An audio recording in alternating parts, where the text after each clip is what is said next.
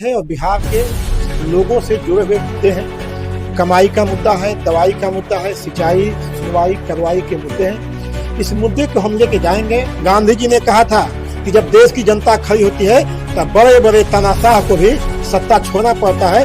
मालूम है कि लोग साजिश भी करेंगे, लेकिन जो बिहार का नौजवान है, छात्र है, वह एक साथ खड़ा होगा और उनके सारे साजिशों का बेनकाब करेगा। कि हाथ में हमेशा हमेशा रहता है, क्योंकि आज हम लोग का कार्यक्रम था, सुबह आगे बारिश हो रही थी तो नहीं है, लेकिन गुलामगिरी और गुलामगिरी में जितनी बातें थी, हमारे नेता आदरणीय लालू प्रसाद यादव जी को जब 90 में सत्ता मिला और ज्योतिबा फुले ने 200 साल पहले जो बात कही थी, सब कुछ हुआ कि आप में तब तक शक्ति नहीं आएगी जब तक आप पढ़िएगा नहीं। लालू जी ने नारा दिया, पढ़ो या मत। नमस्कार, आप देख रहे हैं न्यूज एनी टाइम 24। मैं पुष्पा रावी, आप पहुंचे हुए आरजेडी कार्यालय और आपको हम बता दें कि 26 तारीख को छात्र युवा संवाद को लेकर कैसी तैयारी है। हमारे साथ जुड़े हुए राजेश यादव जी, कैसी तैयारी है? उस दिन जो है 26 जून को बापू सभागार में छात्र युवा संवाद होगा। हमारे नेता आदरणीय तेजस्वी जी ने घोषणा किया है कि हमारी सरकार बनने जा रही है और हम डोमिसाइल 100% डोमिसाइल नीति लागू करेंगे। हम जो है युवा आयोग का गठन करेंगे, क्योंकि सबसे बेसी परेशानी युवाओं की है। कोई समस्या होता है, वो युवा कहाँ जाए, सड़कों पर रहते हैं और उनको पूछने वाला कोई नहीं रहता, देखने वाला कोई नहीं रहता। आपने देखा होगा बीपीएससी में धांधली हुआ, युवा कहाँ जाए, बीपीएससी सुनने के लिए तैयार नहीं है, सरकार मिलने के लिए तैयार नहीं है। कोई एक जगह नहीं है जहाँ की यूथ अपना जाके अपनी समस्या रख सके। हमारे आज देखिए जो वैकेंसियाँ निकलती, कितनी पैसे लिया जाता है उसको फीस के नाम पर।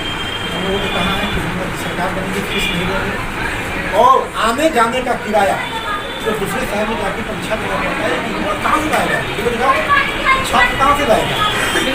तो उन सारे चीज़ों का 26 तारीख की बात होगी और 2025 में कैसे सरकार बनाएगा। जो सबसे बेसी समस्या है जाने जाने वो छात्रों और युवाओं में, नौकरी उनको नहीं मिल रही है, महंगाई उनको सता रही है, बेरोजगारी सबसे बड़ी कौन है, युवा। और देश की आबादी 83% ऐसे युवा है जो गाँव में रहता है, जिनके रोजगार का कोई साधन नहीं।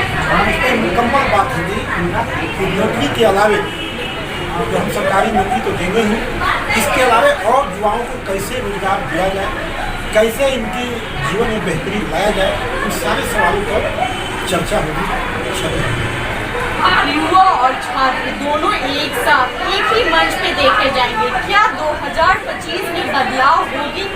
देखिए, जब जब युवा और छात्रों ने राय ली है, देश की सत्ता बदली है। दुनिया में जो भी क्रांतियाँ हुई हैं, सत्ता बदला है। चाहे आप फ्रांस की क्रांति में, इटली की में, रूस की में, जब छात्र और युवा सड़कों पर आया है, यह हिंदुस्तान की नीति।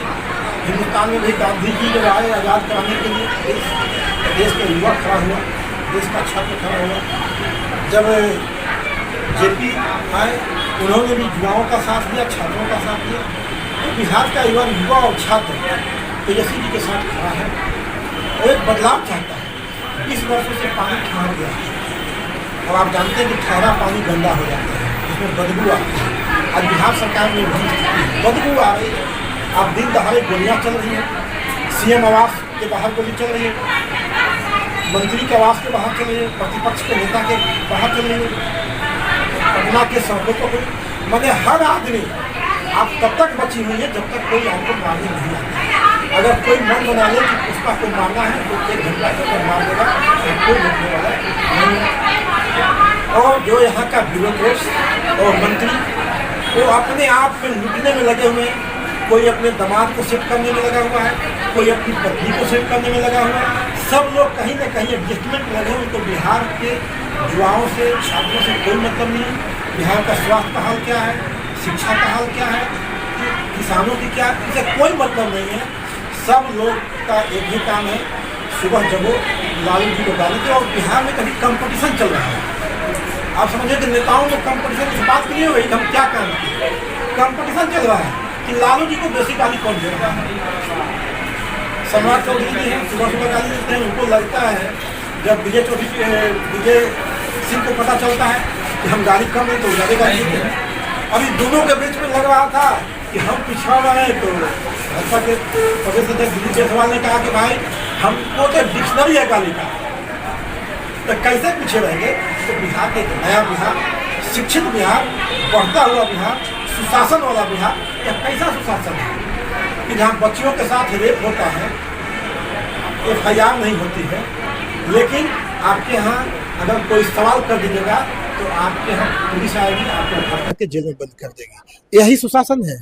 इसलिए हम लोग गवर्नमेंट का राज कायम करेंगे, लोकतंत्र का राज कायम करेंगे। सुशासन की सरकार बोल रहे हैं नीतीश कुमार जी को, लेकिन आप एक छात्र और युवा दोनों साथ में चल रहे, कंधे से कंधे मिलाकर, और जिस तरह से 26 तारीख को आपका प्रोग्राम है, तो क्या 2025 में फिर देखने को मिलेगा और फिर आप बोलिएगा कि पीछे रह गए, उन्होंने चीट कर दिया, EVM का खेल है, ऐसा नहीं ना बोलिएगा। देखिए, एक बात आप समझिए कि हम लोगों से जिन लोगों की लड़ाई है वो चालाक लोग हैं, धूर्त लोग हैं, तो चालाक आप लोग हैं, धोखेबाज लोग हैं, और उनको साथ देने के लिए चुनाव आयोग है, ED है, IT है, लोकल पुलिस है, और यहाँ का बड़े घराने का मीडिया हाउस है। लेकिन हमारे पास जो है बिहार का जनमत है, और बिहार के लोगों से जुड़े हुए मुद्दे हैं। कमाई का मुद्दा है, दवाई का मुद्दा है, सिंचाई, सुनवाई, कार्रवाई के मुद्दे हैं। इस मुद्दे को हम लेके जाएंगे। और देखिए, जब जब परिवर्तन हुआ है, कठिनाइयाँ आई हैं, लोगों को रौंदा गया है। आपको याद होगा, जब देश की आज़ादी की लड़ाई चल रही थी तो कई लोगों को जेल में डाल दिया गया। 90 की लड़ाई हुई, परिवर्तन का लड़ाई हुआ, कितने लोग शहीद हुए। हम मालूम है कि 2025 की भीषण संग्राम होगा। हमारे कई एक लोगों के ऊपर चूँकि नए तरीके से हमले होंगे। अब वो हमले गोली से नहीं होंगे, अब वो हमले जो है कानून से होंगे।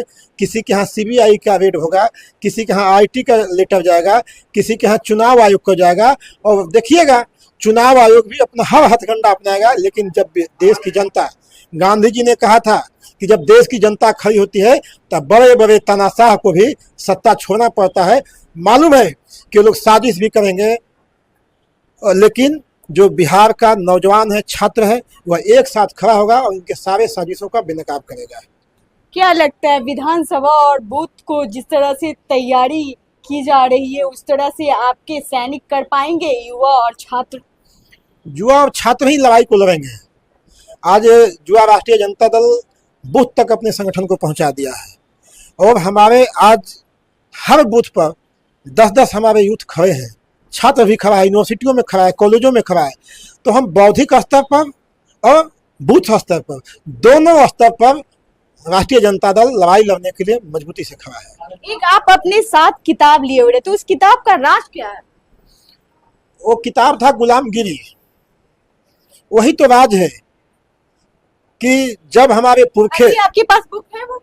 नहीं, आज छूट गए, सुबह में आ गए थे इसलिए लेकर के नहीं आए हैं। नहीं, आपके हाथ में हमेशा देखा जी, हमेशा रहता है। क्योंकि आज हम लोग का कार्यक्रम था, सुबह आ गए, बारिश हो रही थी तो नहीं है।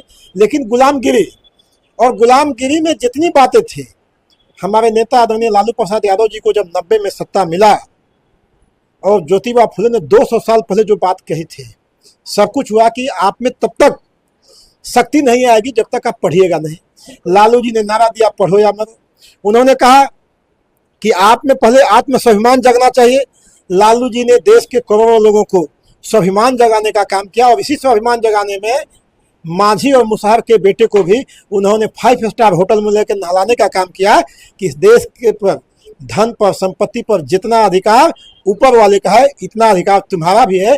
उन्होंने एहसास कराने का काम किया, और जब यह एहसास हो गया, इस देश का, बिहार का गरीब गुरबा जाग गया, तो उन लोगों को जो है छाती फटने लगा।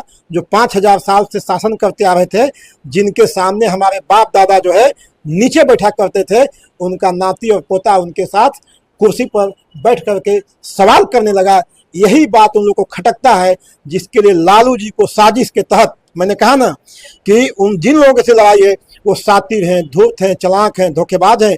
ये सब लोग धोखा रचा, और उनका साथ देने के लिए मीडिया, न्यायपालिका और ब्यूरोक्रेट सब ने मिलकर लालू जी को कैद करने का काम किया। लेकिन लालू जी ने जो वृक्ष लगाया है वह दिन दुना रात चौगुना बढ़ते जाएगा। चलिए, हमारे साथ राजेश यादव जी जुड़े हुए थे। बाकी आपको कैसा लगा, आप अपना राय कमेंट बॉक्स में जरूर दीजिएगा। धन्यवाद।